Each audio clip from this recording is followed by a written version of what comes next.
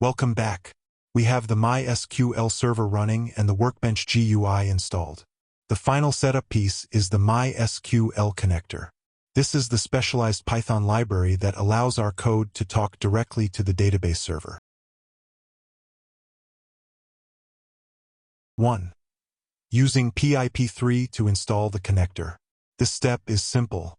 Open your terminal and use pip3, our package installer, to get the connector library. The package name is MySql-connector-python. 2.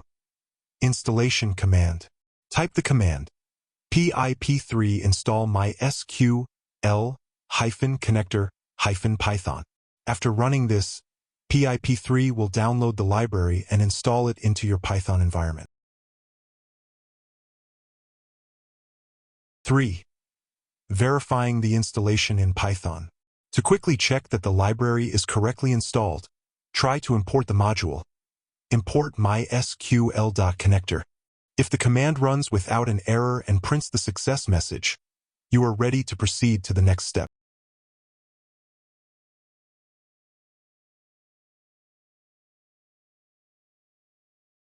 To summarize, we are fully equipped now. Server, GUI client, and Python connector. Our next lecture 28.05. Set up the database.